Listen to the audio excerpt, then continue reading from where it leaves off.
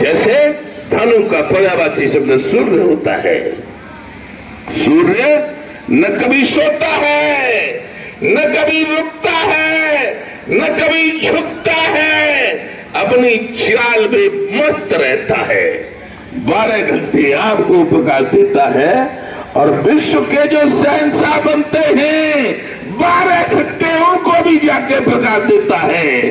America में फिर आ जाता है, न कभी थकता, न कभी रुकता, न कभी सोता और न किसी से कुछ लेता। एक बल्ब जलाओ आ जाएगा बिल, और इसका करोड़ों साल से कोई बिल नहीं आया। ये है भानु, और भानु है असली भानु, ये भानु। और इसकी सही बात नहीं मानता, नाम है भानु। और जब कितना ही बड़ा आदमी है इसकी सही बात नहीं मानता, उसका भानु और कान पकड़ के तान देता है। कोई हो कोई खला चैलेंज है भानु का, कोई सही बात मैं गलत बात कहूं तो मत बोलो, और सही बात कहूंगा तो अरे मैं प्रधानमंत्री से, गृह मंत्री से, सब मंत्रियों से, सबसे कह रहा हूं कि जो सही बात नहीं मानोगे तो बानो और कान पकड़ के तान दूंगा। क्यों कि हम वो भानु है। ब्रज के वृक्ष संत पूजने रमेश बाबा ने कहा था, ए भानु ये राकेश टिकैत वगैरह ये बेईमान हो गए, इनके साथ छोड़ दो। तो सन 11 में चौधरी महेंद्र सिंह टिकैत और राकेश टिकैत वगैरह का साथ छोड़कर ब्रज के वृक्ष पूजनी रमेश बाबा ने भारतीय किसान भानु बनाया था। मैंने कहा बाबा मेरा नाम वैसे ही हम तो बदनाम है, ठाकुर तो वैसे ही बदनाम है, बड़ा अहंकारी होते ये होते तो कुछ नहीं है, लेकिन मेरे नाम पे और संगठन बना रहे हो। तेरा नाम पर नहीं बना रहा, ब्रज भानु के नाम पे बना रहा हूं। ब्रज भानु राधा भैया का पिता ब्रज भानु, और एक तू भानु, और एक वो सूर्य भानु, तीनों भानु मिलकर इस देश का कल्याण करो। न मैंने किसी मुख्यमंत्री से कहने पर मंत्री पद स्वीकार किया, हेलीकॉप्टर में बिठा के लाए मंत्री बनाएंगे, में नहीं बनेंगे। क्यों? यदि मंत्री बन जाता तो यहाँ तुम्हारे बीच ये गा रहा होता, ये कह रहा होता, नहीं तो फिर कहीं बेईमानी से बनी हुई कोठी में रह रहा होता। इसलिए त्याग तपस्या बलिदान की कहानी लिख दी है, तभी तो कहता हूं मेरी सही बात नहीं मानेगा उसका कान बोल के तानू, और मैं हूं असली भानु। जो सूर्य का स्वभाव है उसी के अनुसार चला। लेकिन दुख है इस बात का, कांग्रेस नहीं मानती थी तो रमेश बाबा ने कहा था, बुरी मत मानना कोई, मैं पार्टी की बात नहीं कर रहा, रमेश बाबा ने कहा था कह दे कांग्रेस भगाओ, देश बचाओ, भाजपा लाओ। मैंने बाबा से कहा, मैं बाबा मैं तो कह दूंगा, लेकिन न भागी तो दक्षा से अड़ रहे हैं मनमोहन सिंह, तो मेरी बेइज्जती हो जाएगी, मुझे बनना पड़ेगा। तो बाबा ने कहा था, देख किसान ब्रज का संत और प्रयागराज की धरती पे जन्मा ब्राह्मण, पहली बार और आखिरी बार बरसाने मान मंदिर पे उनका मंदिर, आशीर्वाद देता हूं जब तक तू जिंदा रहेगा, जिसको कहेगा वही जीतेगा, जिसको कहेगा कि हारेगा तो हारेगा, जा। तो फिर हमने कह दिया कांग्रेस भगाओ, देश बचाओ, भाजपा लाओ, आ गई। फिर बाबा ने ऐसी का 17 में कहते सबको भगाओ, भाजपा लाओ, आ गई। फिर तो हम गीत गए, 19वें भी कहती, फिर 22वें तो अब ये कहती कि क्यों हम कांग्रेस के पीछे पड़े थे। 2000 से 2006 तक आंदोलन किया था, स्वामीनाथन आयोग तय हुआ था किसानों की फसलों के दाम बढ़ाने के लिए, लेकिन लागू नहीं किया कांग्रेस ने। इसलिए कांग्रेस की बड़ाई करे, बाकी तो कांग्रेस को बनते कोई नुकसान तो करना है। खैर, तो अब क्या होता है 22 के लिए, अब तो बहुत बड़े नेता कह दो, उत्तर प्रदेश, उत्तराखंड, पंजाब, मणिपुर, गोवा में कहीं भी कांग्रेस की सरकार नहीं बनने देंगे। हमने कह दिया नहीं बने, फिर अब हमसे किसी ने कहा नहीं, तो अब जो कुछ है रो सो भगवान जाने। अब हम कह रहे हैं मन तो खूब बनाई, अब किसान आयोग का गठन कर दो और इस 75-80% किसान को आजाद कर दो। बड़े भाई नरेंद्र मोदी जी, ये देश के नेताओं, तुमने इतनी बड़ी गद्दारी की है किसान के साथ। देश आजाद हुआ, आजाद हो गए राजनेता, आजाद हो गए उद्योगपति, 1000 लगाकर 1 लाख लेने के लिए। और इसलिए हमने सुना है 29 खरब 91 अरब 29 खरब 91 अरब 65 करोड़ अडानी जी पर बैंकों का कर्जा है, नहीं देते अपनी। और यहाँ 1 लाख हमें हवाला के अंदर। तो जिनका माल खाते हो, जिनके माल से जिंदे रहते हो, वो तुमने रखा है गुलाम। गुलाम कैसे है? अरे हम पैदा करें गन्ना और कीमत लगावे सरकार। क्या पता है सरकार को कितनी लागत आई? हम पैदा करें गेहूं, कीमत लगावे सरकार। हम पैदा करें धान, कीमत लगावे सरकार। इसलिए हमने कह दिया था, तभी से कह रहे, अब कह रहे हैं किसान आयोग का गठन कर दो। किसान आयोग का अध्यक्ष किसान रहेगा, सभी फसलों के किसान सदस्य रहेंगे। वो बैठ के तय करेंगे कि पानी की 1 बोतल 20 रुपए बिकती है, कितनी बोतल मेरे धान में लगी और कितनी बोतल मेरे गन्ने में लगी, उसके हिसाब से कीमत लगाएंगे।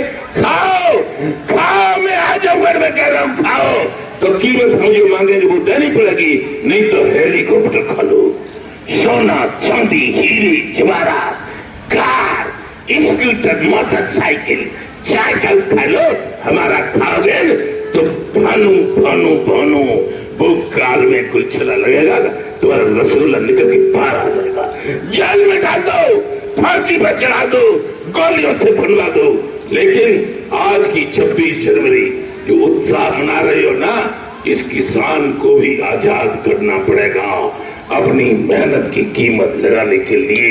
नहीं तो 24 में जो किसान की बात करेगा वही देश पर राज करेगा। जो हमसे टकराएगा चूर चूर हो जाएगा। जब होगा संपन्न किसान तभी बनेगा देश महान। जय जय श्री राधे। इसके लिए मेरे, क्योंकि हम समर्थन में लगे रहे, भारत के माननीय प्रधानमंत्री को क्या दिमाग में आज इन्होंने नोटबंदी कर दी। हमारा क्षेत्र आलू का क्षेत्र था, 3 साल नोटबंदी से आलू फेंका था। तमाम लोगों ने, नौजवानों ने आत्महत्या करी। ब्रज के ब्रज संत पूजनीय रमेश बाबा ने 11 में भेजा था, कांग्रेस से ने 13 में भेजा था, और फिर जब कोई काम नहीं बना तो 15 में भेजा था। उस तीनों पंचायतों के रण कौशल में सफलता पाने के लिए मेरे पुत्र, उस समय उसकी उम्र 35 साल थी, प्रभारी उत्तर प्रदेश भारतीय किसान भवन में बना दिया था। जब सब लोगों ने आत्महत्या की तो ये देख कर के मैं किसानों का मरना नहीं रोक पाया। 24 जनवरी सन 18 सुबह 7:30 बजे उसने भी ये कह के गोली मार दी थी कि सरकार के सामने कहना और सरकार के साथ रहना पागलपन है, इसलिए हम चाहते हैं। मरते मरते उसने केवल मुझसे ये कहा था, पापा हम पे गलती हो गई, हम जा रहे हैं, लेकिन अब तुम अपने को बुढ़ापे से दूर रखकर गांव गांव घूमना, सभी प्रदेशों में घूमना, हिंदू मुस्लिम सिख ईसाई जैन बौद्ध और किसी भी जात, चाहे वो बाल्मीकि खोपासी हो, लड़के को आत्महत्या मत करने देना, वही मेरे लिए आपकी प्यार होगा, श्रद्धांजलि होगी। तो परसों 24 जनवरी को उसकी पुण्यतिथि मनाई गई थी। फिरोजाबाद,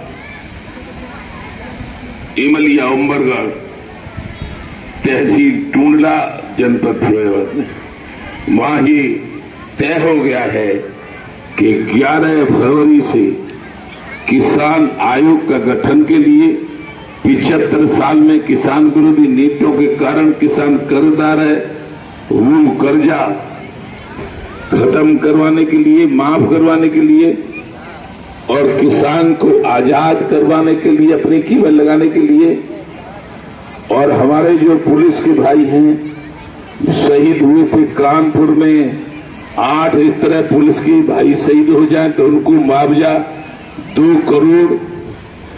जो हमारे मीडिया के चौथा स्तंभ होता है, संविधान कहता है भारत का, संसद कहती है भारत की, 4 स्तंभ होते हैं लोकतंत्र के। पहला राज, दूसरा कार्यपालिका, तीसरा न्यायपालिका और चौथा मीडिया। तो चौथा स्तंभ जहां कहीं घायल होकर शहीद हो जाए तो हमने मांग रखी है उसको 4 करोड़ रुपया दे प्रधानमंत्री, पास कर से संसद में। दूसरा, जिनके बल पे हम जिंदा रहते हैं, हमारे ही बच्चे, हमारे ही भतीजे, हमारे बेटे रहते हैं वहां, वो है थल सेना, जल सेना, वायु सेना, बॉर्डर सिक्योरिटी फोर्स, सीआरपीएफ। ये यदि शहीद हो जाए अपने भारत माता की रक्षा के लिए, शरीर तो उतना ही बहुमूल्य उनका है, उतना ही बहुमूल्य प्रधानमंत्री जी आपका है। क्योंकि आप भी कहते थे कि हम भी कभी कभी छोटेपन पर चाय बेचते थे, तो वो चाय बेचने वाले से तो ज्यादा हैसियत रखते हैं। इसलिए वो सेना के जवान शहीद हो जाए तो 5 करोड़ रुपया उनके बच्चों को देकर, ये इसलिए कि वो अपने बच्चों को पढ़ावे, लिखावे, घर बनावे, कोई तकलीफ न हो। भारत माता की खातिर जब आजाद नहीं रहेगी भारत माता, न संसद चल पाएगी, न विधानसभा चल पाएंगी, न खेती हो पाएगी, न उद्योग चल पाएंगे। इसलिए, मात्र इसलिए सेना का मनोबल बढ़ाने के लिए दौड़ को 5 करोड़ रुपया जब बैच हो जाएंगे, सब लोग कहेंगे भारत माता की रक्षा में प्राण गंवाने वालों को इतना मिलता है कि जीवन खुशी से कट जाता है। ये सारी समस्याओं के लिए 11 फरवरी से इमलिया उमरगढ़ जनपद फिरोजाबाद में संग्राम छेड़ दिया गया है। उसको कल युग के महाभारत का रूप दिया जाएगा। पहले महाभारत में तो लाशें ही थी, अब का महाभारत तो नहीं मानेगा, उसको कीर्ति दबाएगा, पीर्ति हराएगा और अर्जुन की भूमिका में रहेगा पानु, जिसका आदेश होगा उसको सिद्धि जिताएगा। जय जय श्री राधे।